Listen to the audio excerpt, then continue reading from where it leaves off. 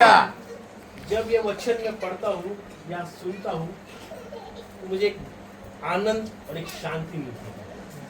फिर से एक बार इस वचन को पढ़ेंगे। अपने मार्ग की चिंता यहोवा पर छोड़ और उस पर भरोसा रख, वही पूरा करेगा। हालेलुया। हालेलुया। यहाँ परमेश्वर का वचन कह रहा है कि अपने मार्ग की चिंता यहोवा पर छोड़ और उस पर भरोसा रख, वही पूरा करेगा। यहाँ पे दो बात परमेश्वर इस वचन के द्वारा बता रहा है।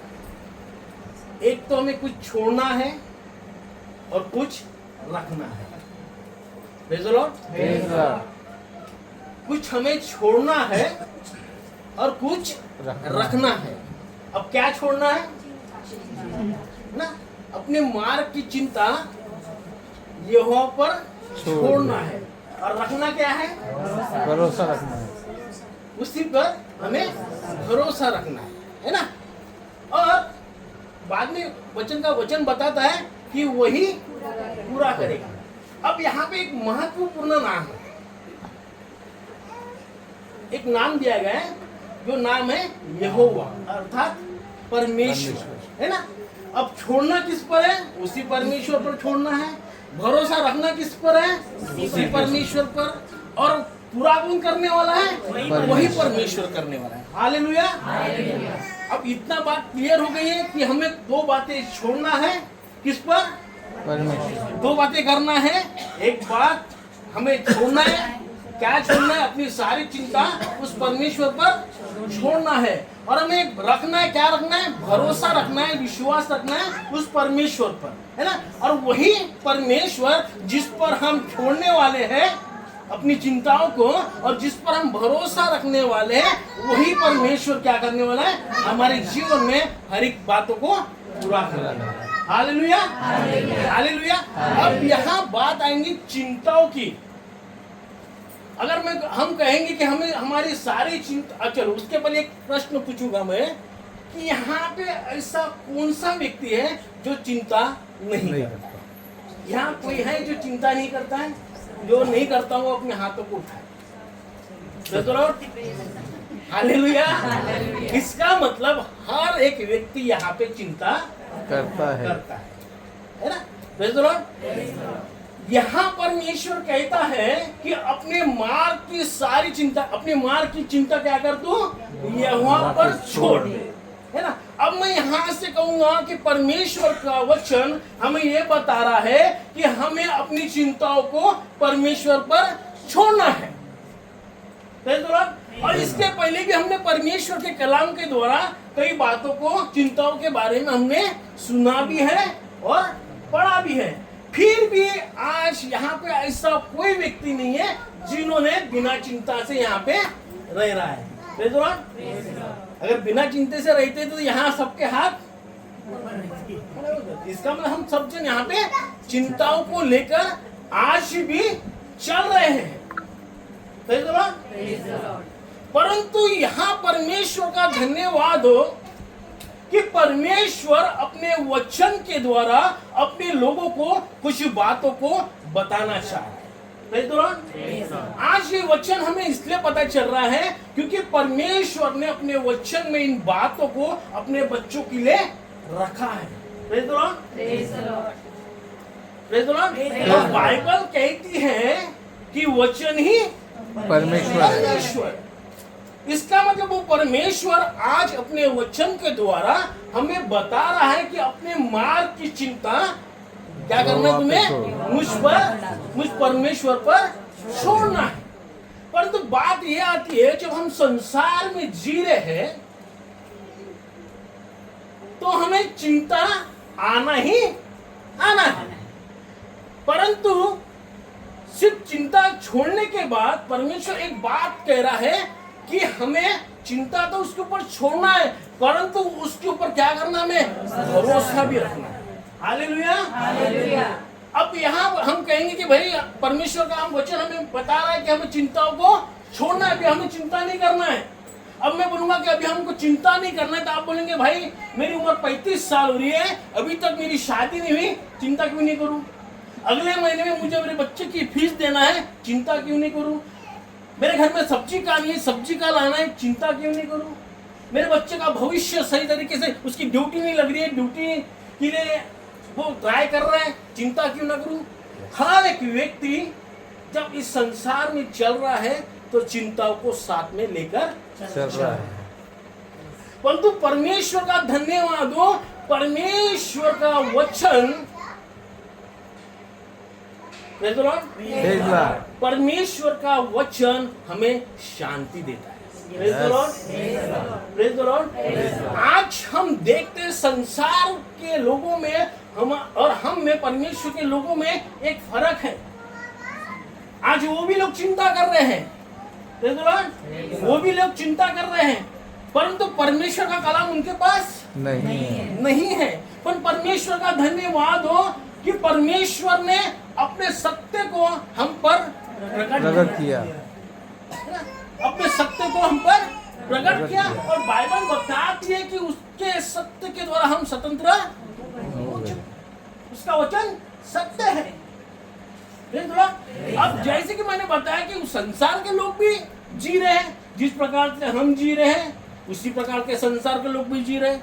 जिस प्रकार से हम चिंता करते हैं उसी प्रकार से संसार के लोग भी चिंता करते हैं। परंतु परमेश्वर का धन्यवाद हो कि परमेश्वर का वचन हमें एक बात बताता है कि अपनी सारी चिंता मुझ पर छोड़ो। हम एक पत्र उसका 5वां अध्याय उसके 7वें पद को हम पढ़ेंगे।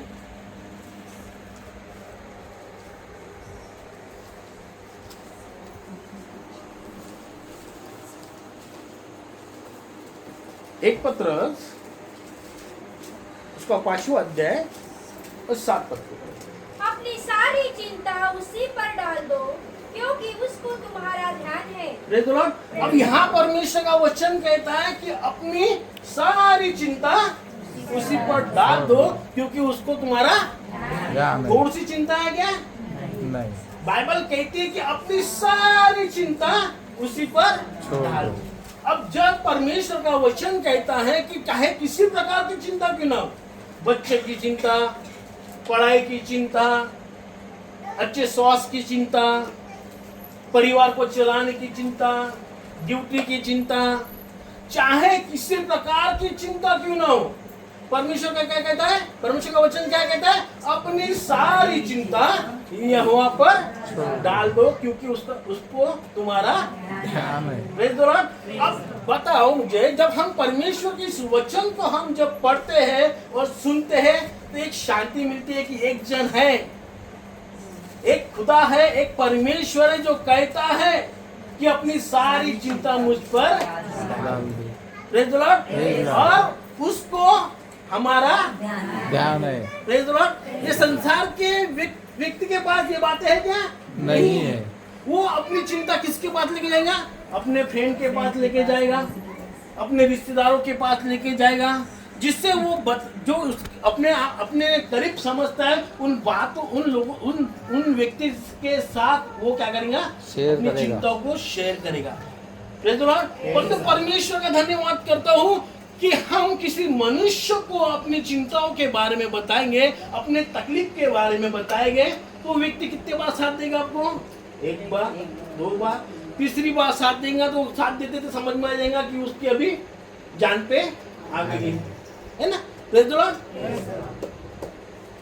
और परमेश्वर का धन्यवाद हो कि हम जो परमेश्वर के बेटे और बेटियां हैं, तो यहाँ परमेश्वर का कलाम कहता है कि अपने मार्ग की चिंता, जिस मार्ग पर तुम चल रहे हो, जिस रीति से तुम जी रहे हो सकता है आज आप पढ़ाई कर रहे हो सकता है आज आप किसी ड्यूटी पर, किसी जगह पे आप जॉब कर रहे हो, चाहे किसी प्रकार की आप अपने जीवन लाइफ में अपने जीवन को जी रहे हो, और उस वक्त आपके सामने में आपके करियर का बोलो कोई ना कोई चिंता आपके सामने आके खड़ी है।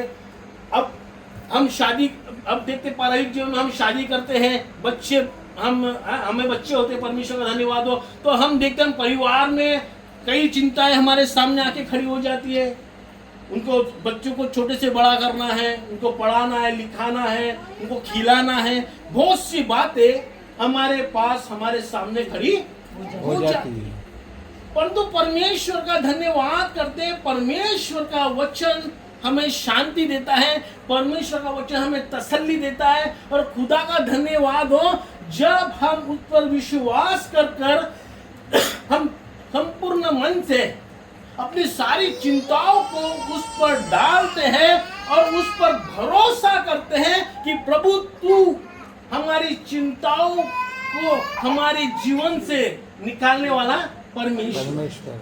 हालेलुया। हालेलुया। अब जैसे कि हम देखते हैं उदाहरण के तौर पे, जब विश्वास की बात आती है, चलो हमने चिंता तो परमेश्वर पर डाला, में एक बात को समझ में आ गया।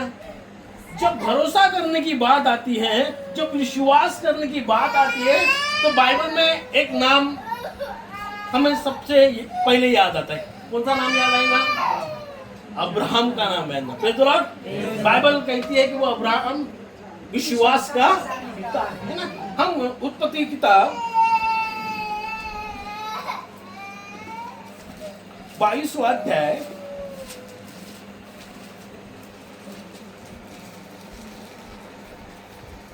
जब 1 से लेकर हम 8वें पद तक हम पढ़ते हैं, तो यहाँ पे परमेश्वर अब्राहम को अपने पुत्र को बलि करने के बारे में बताता है। परमेश्वर कहता है कि मोरिया पर्वत पर जाकर, है ना, मोरिया देश जाकर उस पर्वत पर तुम्हें अपने बच्चे को बलिदान करना है। और बाइबल बताती है जब वो अपने बच्चे को और 2 सेवक को साथ में लेकर जब वो चलता है, तो बाइबल बताती है 3 दिन का मार्ग था। कितने दिन का मार्ग था? 3 दिन का। जिस स्थान पर परमेश्वर ने उसे जाने के लिए कहा, बाइबल बताती है कितने दिन का मार्ग था? 3 दिन का मार्ग था। अब ये 3 दिन के मार्ग पर जब ये अब्राहम अपने बेटे को लेकर चलता है, तो मुझे ऐसा लगता है जब परमेश्वर ने उससे बातें की, तो ये बातें उसने अपनी पत्नी के साथ शेयर नहीं किया होगा।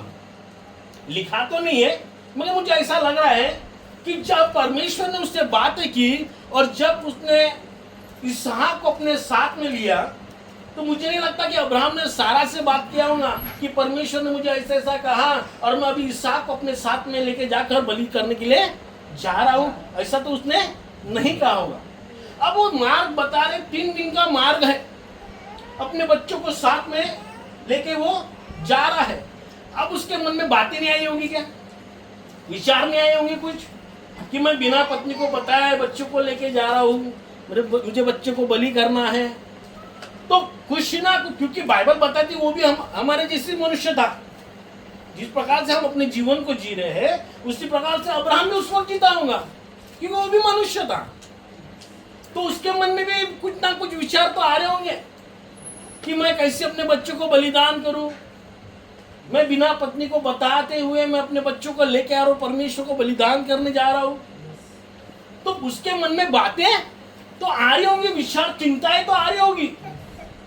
जब वो परमेश्वर के मार्ग पर चल रहा है तो बहुत सी बातें उसके सामने आई होगी, बहुत सी चिंता उसके सामने आई होगी। उसे यूं ही परमेश्वर ने विश्वास का पिता नहीं ठहराया। Praise the Lord. उस वक्त हम देखते हैं ना तो कोई परमेश्वर का वचन उसके पास था, पवित्र शास्त्र उस समय नहीं था, कोई उपदेशक उस वक्त नहीं था, है ना, कोई बातें को बताने वाला नहीं था। परंतु परमेश्वर जब अब्राहम परमेश्वर पर विश्वास कर रहा था, तो जिस परमेश्वर पर वो विश्वास करता था, पर वो अब्राहम उस परमेश्वर के स्वभाव को जानता था। Praise the Lord. Praise the Lord. उससे पता था, इसलिए वो कहता है कि वो ऐसी बातों को बोलता है जो है नहीं, वरन ऐसी बोलता है कि वो है। जब वो परमेश्वर के साथ रहता था, परमेश्वर पर विश्वास करता था, जिस परमेश्वर पर वो विश्वास करता था उस परमेश्वर के स्वभाव को वो भली भांति अच्छे से जानता था। और उसे पता था कि जिस परमेश्वर पर मैं विश्वास करता हूँ उसका स्वभाव कैसा है। Praise the Lord. और बाइबल बताती है जब 75 साल का अब्राहम था, जब 75 साल का अब्राहम था, और परमेश्वर ने अब्राहम को दर्शन दिया, तो 24 साल के बाद फिर से परमेश्वर ने उसे दर्शन दिया और फिर से अपने दर्शन को, अपने वायदों को उसके सामने, सबसे पहले 75 साल में जब परमेश्वर ने उसे चुना, तब उसे बताया कि मैं तेरे द्वारा एक वंश उत्पन्न करूंगा, तेरे वंश को मैं बालों के किनकों के समान बढ़ाऊंगा। और जब वो 99 साल का हुआ, तब भी परमेश्वर ने फिर से अपने उस दर्शन को फिर से एक बार उसको फिर से दर्शन देकर फिर से उस वायदे को उसके ऊपर प्रकट किया। उस फिर से एक बार उसने स्मरण दिलाया कि मैं तेरा परमेश्वर हूँ और मैं तेरे द्वारा क्या करूंगा, एक बड़ी जाति बनाऊंगा, मैं तेरे वंश को बढ़ाऊंगा। अब उसके 1 साल बाद जब 100 साल का हुआ, तब परमेश्वर ने उसे अब्राहम एक संतान देकर उसे आशीषित किया। अब जब परमेश्वर ने उसको अपनी बातों को प्रकट किया, जब हम देखते हैं कि अब्राहम जब मोरिया पर्वत के पास नीचे में जब था, तो वो अपने सेवकों को साथ में लेके जाता है। तो जब सेवकों को जब वो एक स्थान पर रोकता है, तो हम देखेंगे कि वो क्या बातें करता है। हम देखेंगे, पढ़ेंगे उसको।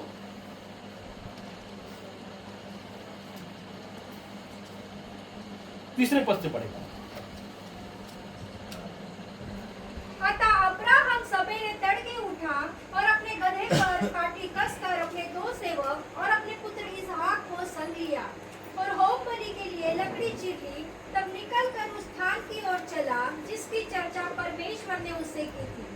तीसरे दिन अब्राहम ने आंखें उठाकर उस स्थान को दूर से देखा और उसने अपने सेवकों से कहा, गधे के पास यहीं ठहरे रहो, यह लड़का और मैं वहां तक जाकर और दंडवत करके फिर तुम्हारे पास लौट आएंगे। Praise the Lord. अब यहाँ हम देखते हैं, उसे पता है अब्राहम को कि मुझे मेरे बच्चों को क्या करने जाना है, बलि करने जाना है। परंतु वो अपने सेवकों से कैसी बात कर रहे हैं, वो नीचे में हम पढ़ेंगे उसको। गधे के पास यहीं ठहरे रहो, गधे के पास यही ठहरे रहो। किसको बोल रहे हैं? अपने सेवकों को बोल रहे हैं, है ना।